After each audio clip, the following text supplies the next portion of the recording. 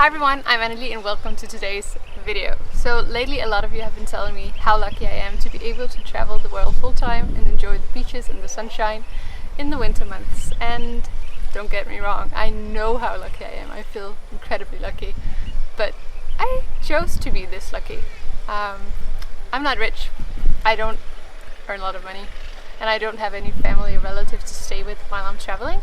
So what I'm doing, you could probably be doing too. It takes money to travel, of course it does, but it also takes money to stay put.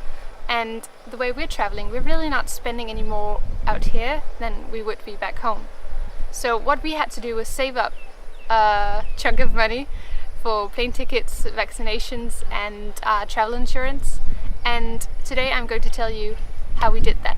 I could probably make at least 3 of these videos, but today I'm just going to share 10 of the ways in which we saved thousands of dollars. And I know you're probably thinking, well, in order to save thousands of dollars you also have to earn or have thousands of dollars.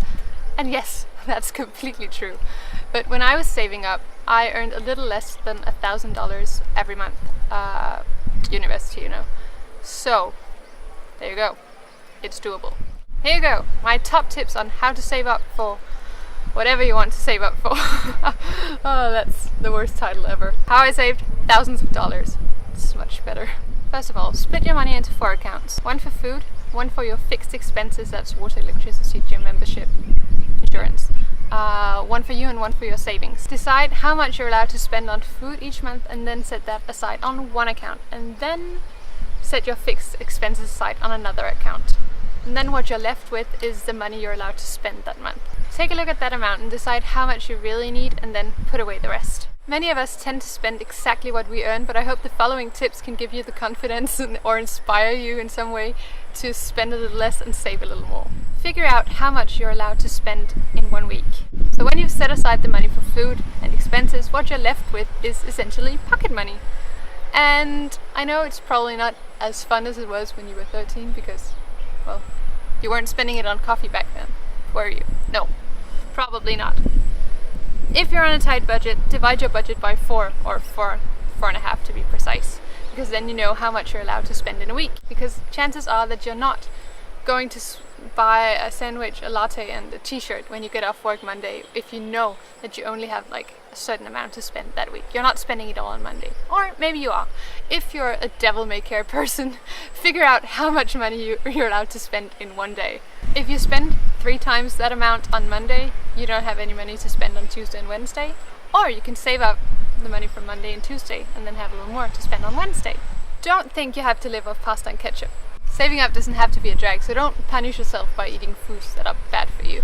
Like, for me it's very important to be able to eat a healthy diet even though I'm on a budget, and one of the ways that I do this is that I buy seasonal fruits and vegetables, or I buy the less fancy fruits and vegetables. In Denmark, for example, oh, there are children. In Denmark, for example, carrots and cucumbers and apples, pears, bananas, they're all relatively inexpensive. But if I want to buy pineapples or mangoes or avocados, I have to spend a lot more money, so I tend to choose the cheaper fruits and vegetables. Another tip is to avoid the brand products and to just buy the store brand. Take a good look at your subscriptions. Netflix, HBO, Spotify, Audible, gym membership, they quickly add up.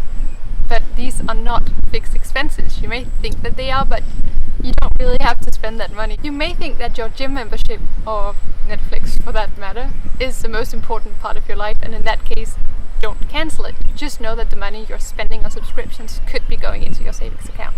It's perfectly fine if you choose to spend your money on yoga classes or a monthly beauty box, but just go through your subscriptions and cancel the ones you don't need. Put your coins away. I've been doing this for years and years, and it's definitely one of my favorite ways of saving up money, because every year when Christmas comes around I usually have about $150 in coins and a few notes here and there. What I do is that when I get home I put all my coins in a little money box. It may be 10 cents, it may be $4.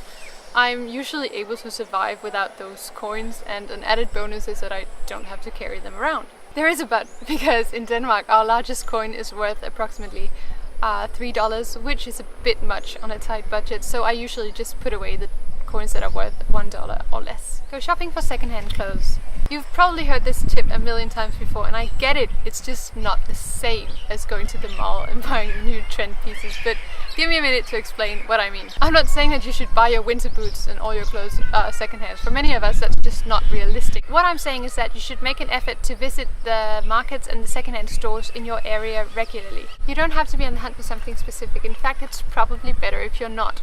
But once in a while, you'll find something that's so nice you're psyched to add it to your wardrobe, and something that can bring new life to your wardrobe, so you don't really feel the need for a full-on shopping spree.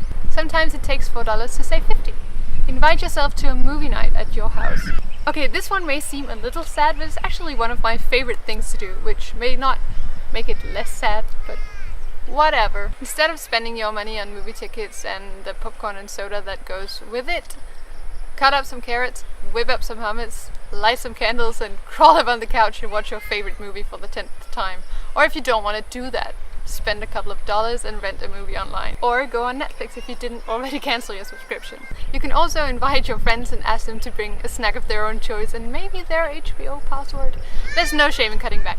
Create your own little grocery store. When I was growing up, my mom had turned one of our cupboards into her own grocery store, and when I moved out, I adopted that concept. Whenever there's a sale on chickpeas, you know, you gotta make that hummus for movie night, I just stock up and put a bunch of them in my cupboard. I only stock up on the things that I know that I'm going to use, so canned goods, flour, coconut oil, nuts, seeds, that kind of jazz. Like, if there's a sale on condensed milk, I'm not buying it. If I'm not using it, I'm not buying it. That last part took me a while to learn, but when I did, this system saved me a lot of money. And in case of a zombie apocalypse, a storm, or just a very lazy afternoon, you're good to go. Never buy water, but always drink water. So simple, but nonetheless very important. One thing I absolutely hate spending money on is water. Don't get me wrong, I don't hate my water bill that much, but when I'm out and about and for some reason I have to buy a bottle of water, well, you can be sure I'm not going to like it one bit. In most Western countries, bottled water is not safer or cleaner than tap water, and it is an environmental catastrophe. Furthermore, depending on the brand, bottled water costs 200 to 3,000 times the price of tap water, so why would you buy it? The most common reason is because it's convenient, and yes, I get it, but it's still stupid. Invest in a reusable water bottle and save yourself a ton of money, and also save the planet. That's a win-win. That's a good tip. Stop trying to keep up with the Kardashians. When I was still in school, a lot of my friends had grown-up jobs with real salaries, so they could afford to go to a fancy bar and pay $10 or $20 for a drink. And I could barely afford to go to the local pub and pay $3 for a beer. As I've said before, there's absolutely no shame in being on a budget. Just be open about it and stop trying to have the same lifestyle as people who earn a lot more than you do. You don't really need that $20 drink or the new iPhone. What you need is to know that you're not spending money you do not have. And if your friends are truly your friends, they'll just join you for a beer at the pub. Like, easy peasy. So that's 10. I really hope you enjoyed these tips. I just have one last tip to share with you, and this tip may very well be the most important tip of the whole bunch. Save up for something. You have to know what you're saving up for. If you do not know that, it's just too easy to choose that extra coffee or those cinema tickets. I don't know what you want to save up for. Is it a bag, a dog, travel, a blue velvet couch? I don't know, but it doesn't matter. You just have to know. If you label your savings account or your money jar or whatever, you'll be less likely to sneak out a few dollars at the end of the month because you know where you're taking that money from.